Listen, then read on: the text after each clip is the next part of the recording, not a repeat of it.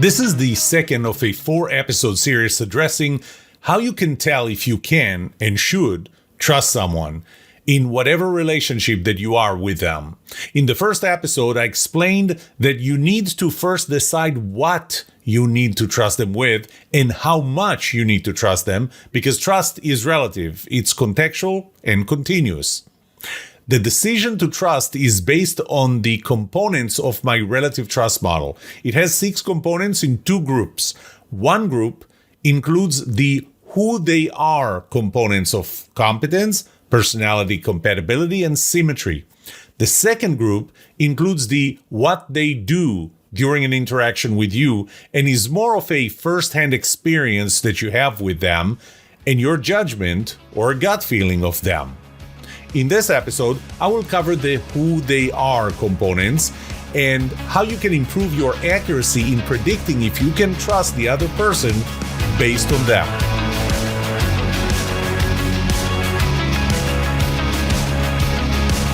Welcome to The Trust Show. I'm Yoram Solomon, your host, the author of the Book of Trust, and facilitator of the Trust Habits Workshop. My mission is simple. I want to help you form habits that build your trustworthiness, because the answer to this question will have the biggest impact on your personal and professional success or failure. Can I trust you?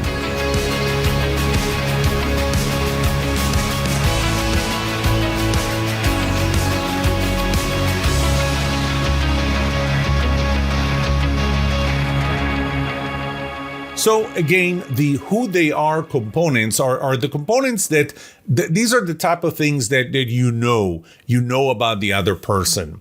And those components are slow to change. They don't change much because typically you know them without that person being in the room. They could be transferable, so another person can tell you something about that person that you need to decide if you can trust. They are the starting point for an interaction. I mean, you're going to interact with this person, but the starting point, the level of trust that you have at the starting point is determined on who they are and what you know about who they are. It relies mostly on evidence, and I'll tell you how to gather that evidence. And you can relate them to the what they do because this is what they typically do. So what they typically do is contributing to who they are or what we think who they are. One of the best definitions to the who they are is that it's really their brand. This is, Jeff Bezos described, he gave the best definition of a brand. He said, a brand is your brand is what people say about you when you're not in the room. So the other person, the person you need to trust or you want to trust, their brand is what you say about them, what you know about them, what you feel about them when they're not in the room. Now, you also heard the phrase, your reputation precedes you, right? And so it's their reputation that precedes them. What is their reputation? The one I like even more is your reputation arrives there before you do. So those people that you need to decide if you trust them or not, their reputation arrives to you before they do, before you start interacting with them. I said that you decide to trust someone, at least on those components, the who they are, based on what you know. We need to be careful with what do we really know, because it's made of really 3 parts. I would break it into 3, and it's not cut and dry. The first one is what do we know to be fact? So what is a fact in our opinion, in your opinion? When you think about that other person, what is fact? And I can argue that almost nothing is really fact, because what do you know? We're in a world where there are different opinions and alternative realities and so on. When I talk about what's fact, I remember during the COVID pandemic when one network showed that the number of COVID cases had declined, and 5 minutes later in the national part of the same network, they said that the number of cases has increased. And you go, wait a minute, which one is fact? Well, as it turned out, both of them were facts. It's just that we didn't get the context. The number of cases had declined over the last, I think it was a month or so, while in the last week it went up. So both of them were right. They just didn't give you the entire context. But that brings the question, what is fact? What is really fact? So, but I'm not going to go too philosophical here. So we make decisions based on what we know to be fact. That's one. And I'm talking specifically about what we think about the other person, what we know about the other person, the who they are group of components. So what's fact? The other is what others tell us about them. So this is kind of a little less than fact because, do I know that what they're telling me is 100% true? And it's not that they're lying to me, that the person telling me about this other person is lying to me, as it is, do they really know that's to be fact? This is where we get into rumors. The person tells you something, neglecting to say that they don't know that for a fact. Even your own research is, you can look up their LinkedIn profile and their Facebook posts and start getting a sense of who they are based on those. Maybe other research, the other things that showed up. These, by the way, are all examples of transferable trust. That's trust law number 5. Trust is transferable. So if somebody tells you that this other person is to be trusted, then you do trust them. So, what do I know to be fact when I enter an Uber car about the driver? Well, I know that 973 people gave him a 5-star review and his average is 4.9 stars. I'm going to call it transferable trust, and I'm going to say it looks like this is a good driver. Okay?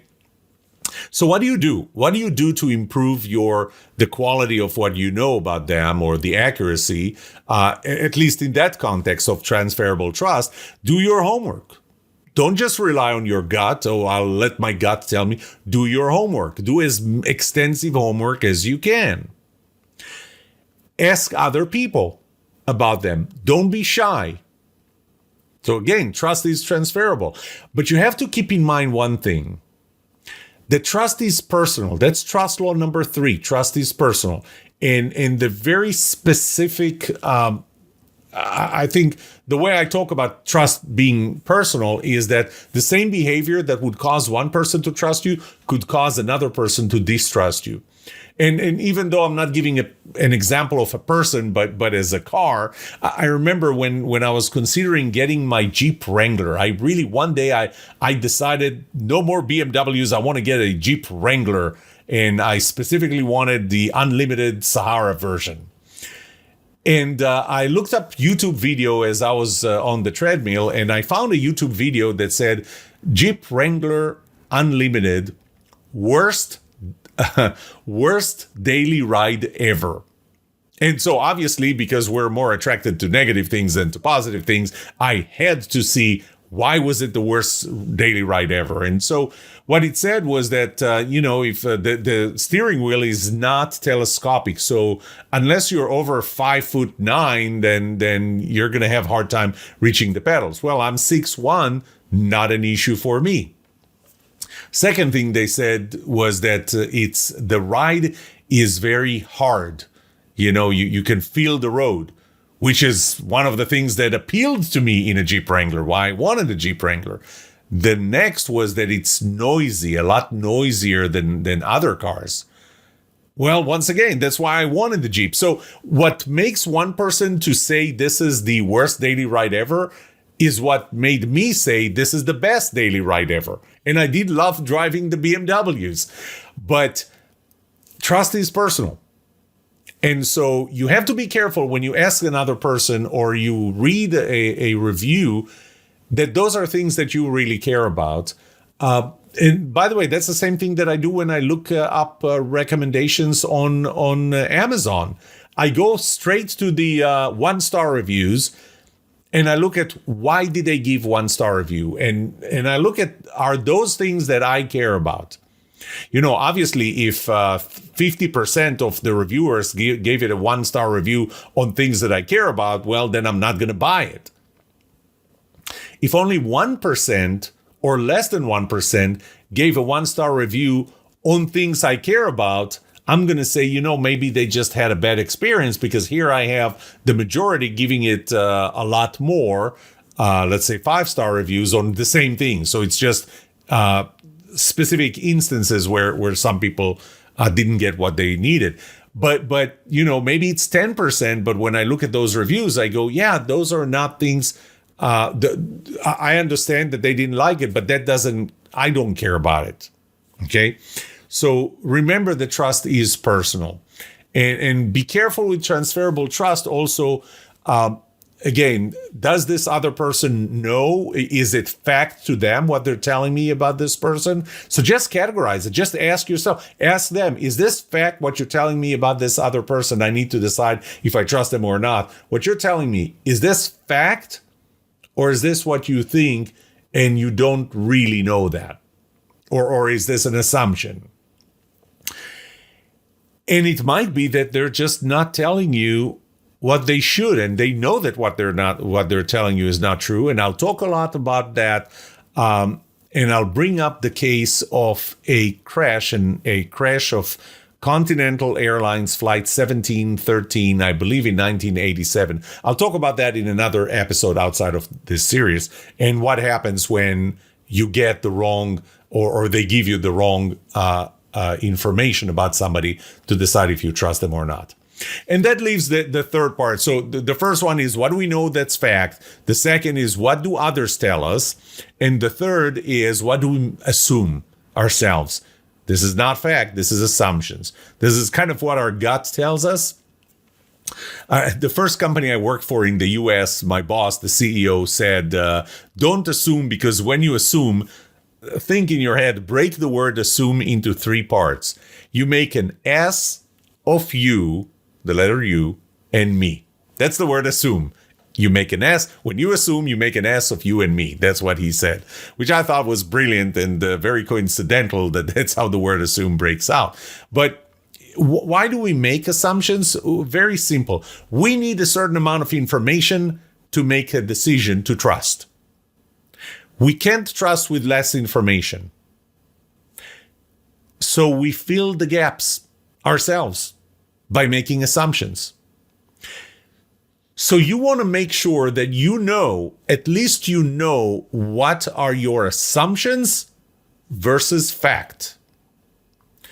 So at least in your brain, you will know, what, this is something that I'm assuming, and it's based on behaviors and based on certain posts on Facebook or LinkedIn or whatever. But at least you know that this is an assumption, and you know to not rely on it as much as you rely on what you know for a fact.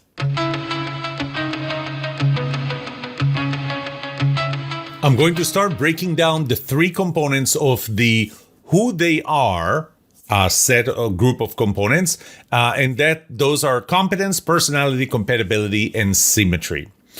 I want you to keep in mind that you need to look at the cumulative value of those 3 components, not just one of them. The way I look at the trust that I have in another person, or their trustworthiness, I look at it as the cubic root of multiplying those 3 components. So you can't have any of them at 0 and say the other 2 compensate for it. And again, it's contextual and relative, and so you need to look at it in the right context and again, the right level. So I'm going to start with competence. I found in one of my surveys that there was a 58.4% correlation between the level of trust I have in another person and my perception of their competence. Very strong statistical significance. If you're into statistics, there's a P of less than 0.001. Just a P of 0.01 would make it higher than 99% probability that I'm right in that correlation. We're talking about 99.9% probability. So there's a very high correlation between trust and competence. That 58.4%, in simple words, that means that for every 1 point increase, let's whatever scale we have of competence, there is a 0.6 point increase in the level of trust. That's pretty strong. Now, the first thing is, once again, it's not binary. That person is competent versus incompetent. It's continuous, and it really depends on the level that I need. So, if we're talking about, first of all, by the way, I have to say that competence is it's a professional, it's a very objective component. A lot easier to measure, by the way, than the others. I'm not going to say that it's not relative, because it is relative, because your competence or somebody else's competence, if you need to trust somebody, their competence is measured through your eyes. It's not that I say that they're competent. It doesn't matter. What matters is, would you consider their competence enough for you to trust them? And there are different levels. There is from the top, there's the best there is. It's 1 in a billion. There's someone who is world class in their competence on a specific issue. Very few people in the world at that level. And they probably even know each other. They can be better than people in similar roles, maybe in your company's competitors. They're exceeding expectations for that role. They're meeting expectations. Maybe they're at the average company level. Maybe they're at the industry average level, whether that's above or below your company level. Maybe they are just meeting the minimum acceptable competence level for that job, or for whatever you need to trust them with. They're acceptable level. It's the minimum acceptable level. Maybe they're just not competent enough to do the work, and maybe they're the worst possible, completely incompetent. So there are different levels here. And once again, it's the question is, when you need to decide if you trust them, again, I'm using the trust kind of in a binary way, but it's really, think of it as pole vault, as a sport. You need to first set the bar. How much do I need to trust them? And then ask yourself, do they meet that bar? Do they cross that bar, clear that bar, or not?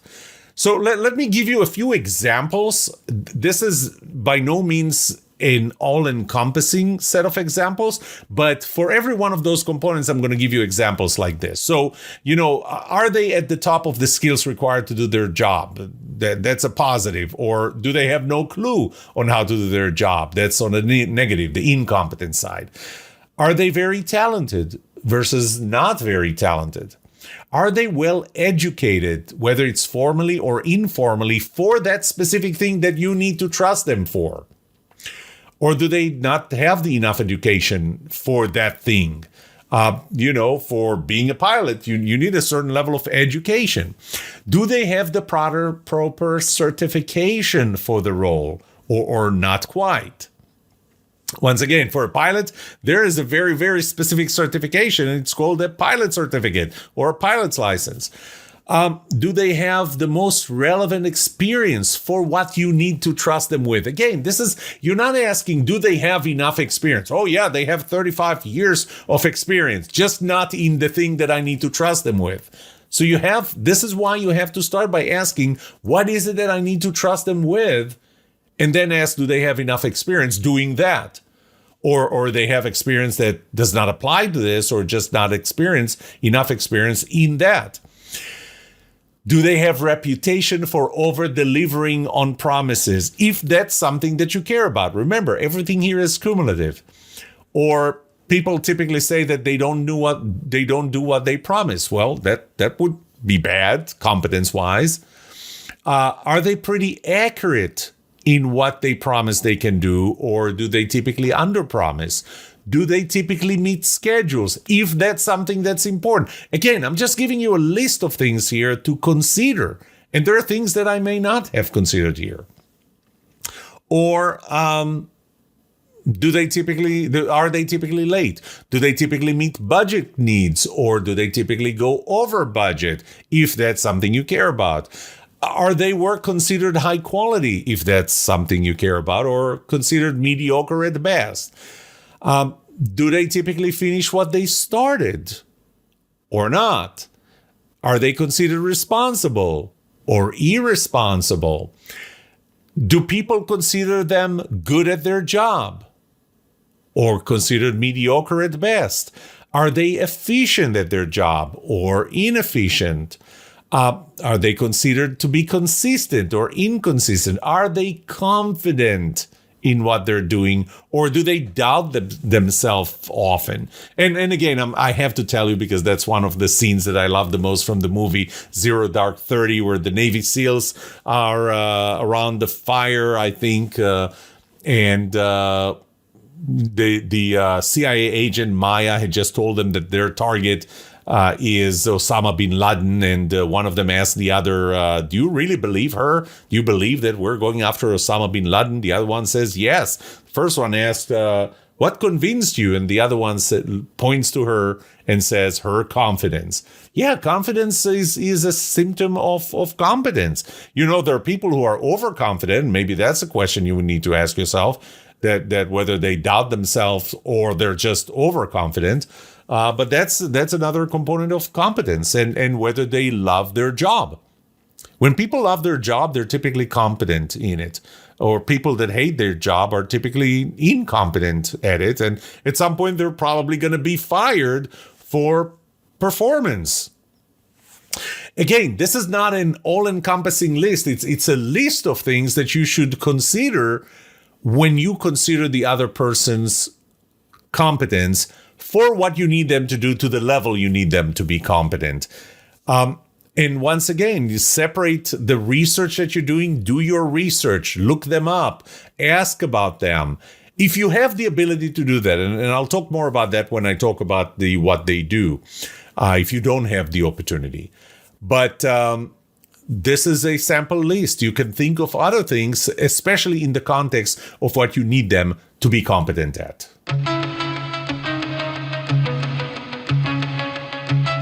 The next component of who they are is personality compatibility. This is a more personal one, a more emotional one, more subjective one. There is a pyramid of personality compatibility issues. And that pyramid is, at the top, you have the things that are absolute and universal. So whether they tell you the truth, for example, and I'll talk more about them when I give you examples. Then there are cultural things. I will talk more about culture and trust in a later episode, but there are things that are more common in certain cultures. So, you know, as long as everybody, the person you need to trust is the same culture of you, then, you know, maybe you're going to have a lot more in common and you're going to be looking at things similarly. Then there are local things that could be, the company's culture, the city's culture, rituals, traditions, things that are more local. And finally, there are personal things where, you know, there is no right and wrong. It's just different. And the question is, are you compatible? And this comes from the fact that trust is personal. And that's one of the key things about my approach to trust and my relative trust model, that trust is personal. And, you know, you may trust one person and not another person. The first person may be trusted by one person and not by another for doing exactly the same things. It's important that, you know, I used to call that component shared values. I don't call it shared values anymore. Shared values is part of it, but I call it personality compatibility because compatibility does not necessarily mean similarity. So we don't have to be the same person to trust each other. By the way, you can put two very similar people and they're not going to trust each other because they're similar. I mean, think about type A personalities. They're always going to be in competition. Put two type A personalities in a team, and everybody's going to tell you there's competition between the two of them. They don't trust each other, which might cause the rest of the team not to trust them. Sometimes it's the fact that you're complementary with the other person. So, for example, I'm the innovator and you're the executioner. You don't like to innovate. I don't like to execute. You love it that I innovate, and I love it that you execute. We're different. We're pretty much orthogonal. We're the opposite, but we're complementary, and because of that, we are compatible. So that's why it's important. Now, no two people are going to be 100% compatible. You're not going to be 100% compatible with the person that you need to trust. or want to trust. So what you do is you prioritize in orders of importance. So we want to be compatible. You want to be compatible with the other person based on in the important things to you, and accept the incompatibilities at less important things. Okay? So, shared values is still part of it. And again, different people will have different values. So you want to make sure that you share the values with the person that you're going to trust. And some of the values are not exactly, directly, closely related to the thing you want to trust them with, but they can be indicative of things that are going to be in the future. It is very unfortunate how politics got to play here, and that members of one party do not trust members of another party. Because that shouldn't be the case. Because if you really go down to the differences between the ideologies of the different parties, and let's take abortion rights, what do we call it? The right to choose versus the right to live. How does that relate to you need to trust someone, a pilot, in flying the plane? It doesn't, but it just got into the dialogue, and it's too bad. Shared values, I found in one of my surveys, to play one of the biggest impacts or roles in trust, and it had a correlation of 86.3%. So let's talk about what's compatible versus what's incompatible when you look at another person and need to decide whether you trust them or not. So I'll start at the universal, the absolute good and bad layer and talk about them telling you the truth. You want to know that that person tells the truth. However you're going to find out, you want to know that that's somebody that tells the truth versus somebody who's consciously lying. And obviously there's a spectrum, there's a range between the two. You want to know that they care about you, that they're empathetic to you versus they're self-centered. This will come back when I talk about what they do during an interaction. For some people, it's important that they obey the law. The other person is obeying the law, as opposed to somebody who looks at the law as a mere recommendation and not a very strong one. You know what? That might not apply to everyone. What is it to you? Because that's what you need to look for. And you need to look for those clues in all the methods that I told you about, whether you look them up on their social media or any other way, or ask people about them, or get a sense and notice signals. Then there are things like, that are more local and cultural in how they behave, things that, I know that they're coming from a certain culture, and I know that we may not see eye to eye on something similar. Like, for example, interrupting me while I'm speaking, or interrupting you while you're speaking. Americans tend to interrupt. Israelis tend to not let you even say the first word. And I can say that because I am Israeli. Japanese, not only that they will not interrupt, they will give 100% attention, then they will think about it before they ever start talking. Those are differences that can cause differences in trust. But then we get into all of this individual and different layers, different areas where there is no good and bad anymore, but different people may not trust each other. So procrastination, for example, someone who's stressed over deadlines will not trust a procrastinator. So you want to know, if you stress over deadlines, you want to know if the other person is a procrastinator. If you are a procrastinator yourself, may not matter to you that much. So it might rank lower in your scale of how you assess personality compatibility. But by the way, if that trust needs to be a two-way street, you may want to know that it does matter to them. Someone who's frugal versus somebody who's a spender versus somebody who's a saver. Does that play a role? Risk takers versus risk averse. Someone who's a risk taker would tend to trust someone who's risk averse, but not the other way around. Perfectionists versus non-perfectionists. Scientists and engineers tend to not trust sales and marketing or business people in general. Political affiliation, I mentioned. I'm not going to say there is a right and wrong in one of the parties. There's wrong in both of them. There's right in both of them. But unfortunately, it got to play into trust. Are you a person that likes the bottom line first or last? Believe me, if the other person is not the way you prefer to get information, you may not trust them. And I had that experience on the being trusted or not trusted side. So I'll guess I have to give a little more information or give you a little more on that. I got to a point where I knew that my boss was not trusting me every time I asked for something, take a certain direction. And it was very frustrating to me. And what I found was that I'm a person that likes to give the bottom line first and then give context or support, explanation. One day, I realized I felt that she was getting an immediate allergic reaction. Every time I would come up and propose something, she would get an allergic reaction to it. And one day I just asked her, do you prefer to get the bottom line first and then the supporting information, or would you rather me take you through my thought process and at the end give you and therefore here's my bottom line? She said the latter. And that's when I realized she couldn't trust me because that's not what I gave her. I just changed at that point. I changed what would make her trust me.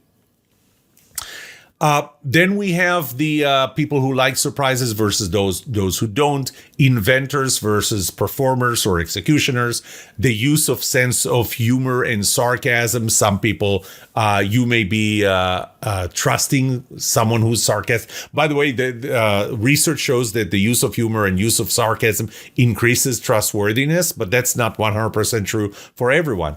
People who have the sense of urgency versus people who don't. Demographic differences, generational differences, communication style, privacy preferences. I'm a very transparent person. People who are very close to me are very private people, and that can be a difference that can cause personality incompatibility. Those are the type of things you want to know about the other person. My ethical standards. Where do our ethical standards stand? The legal standards are objective and apply to everyone. Ethical standards are different. They're more subjective. They're where we put them. And if the other person's ethical standards are higher than mine, I would trust them, but may have an issue the other way around. If their ethical standards are lower than mine, there are going to be areas where I don't trust them. Once again, this is not an all-inclusive list. Think about the things that are important to you to learn about this other person. And learn that to know who they are when you need to decide if you can trust them or should trust them or not. And we're getting to the third and last component of the who they are group of components, and that's symmetry. Symmetry is more situational. Typically, you can't do anything about them. It's mostly objective, with the exception of fairness. That's more subjective. In essence, symmetry is whether you're on the same side of the wall. Okay? And then there's fairness. When you are, let's say, motivated by the same things, you're attracted to the same mission or vision, or you share the same common enemy, then you're more symmetrical. If you're in a competition, you're less symmetrical. So without further ado, I'm just going to step into the different examples. Again, this is not an all-encompassing. So being symmetrical and fair means that you share the same vision or mission with this other person. So ask yourself, are they doing things for the same reasons as I do? Yes, I can trust them. Less, not so much. If we don't have a common mission or vision, we do things for different reasons. Are we on the same side? So this is pretty generic. Are we on the same? Do we feel that we're on the same side or not? Do we have a common enemy that kind of forces us to be on the same side or not? Are we being treated equally and fairly by another person? So oddly enough, if you are treated better than the person you need to trust, you may not have an issue trusting them, except if you are worried that maybe because they know that they're not being treated as well as you are, they may not perform as good. So, but definitely if they're treated better than you are, should you trust them? You may not want to. Then we get to the contribution. Do they work as hard as me? Do they work as long hours as me? These are things that would affect how you decide to trust another person. Now, I'm talking about work, but the same applies to a marriage.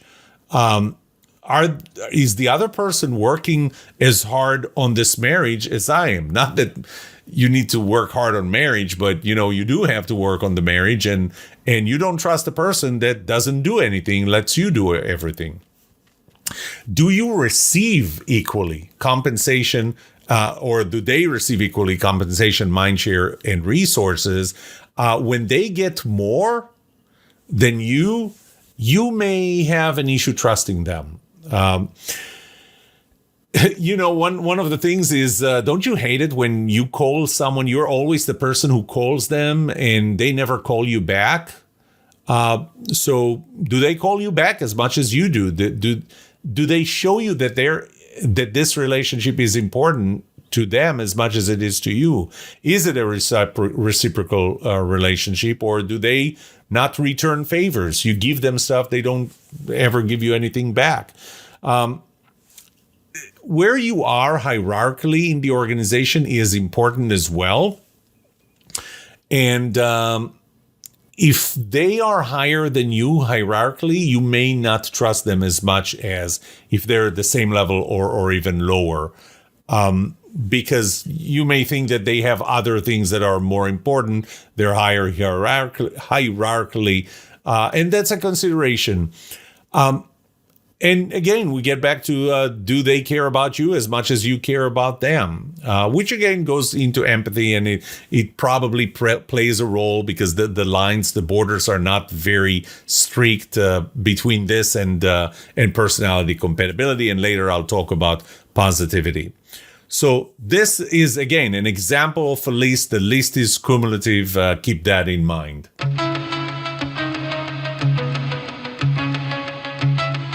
In summary, a few last words.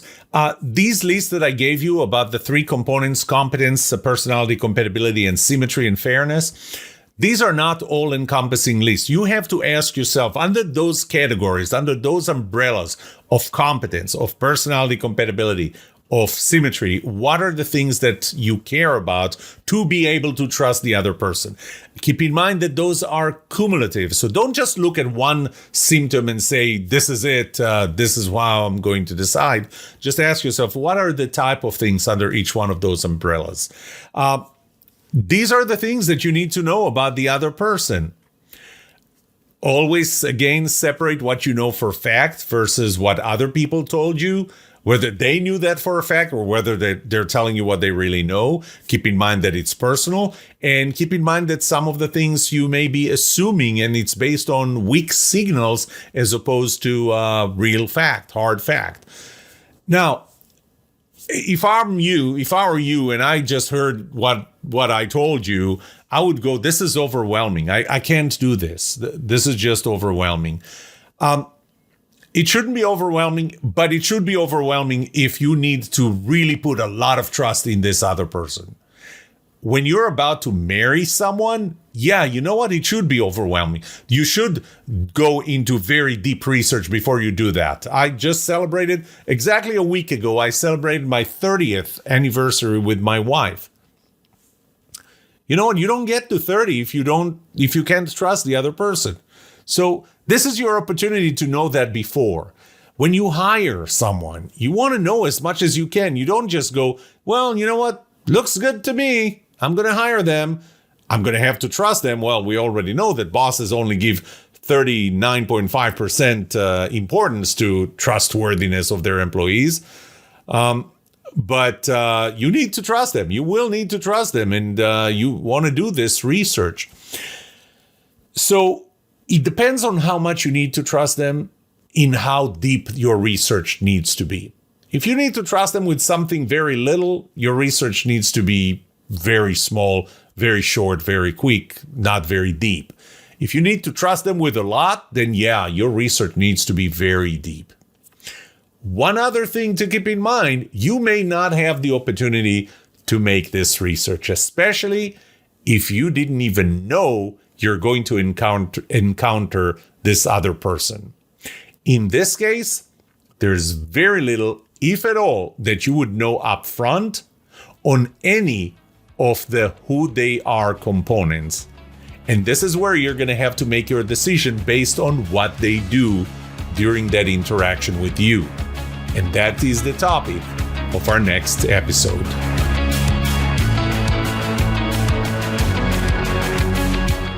What would you like to know about trust and trustworthiness? Let me know and I'll answer it in a future episode. I would love to hear from you. Email me at yoram@thetrustshow.com. If you like this episode, subscribe to the show so you will automatically get notified when I release a new episode. Rate it. Write a review for this podcast because those ratings help not only you, but also others looking for podcasts just like this.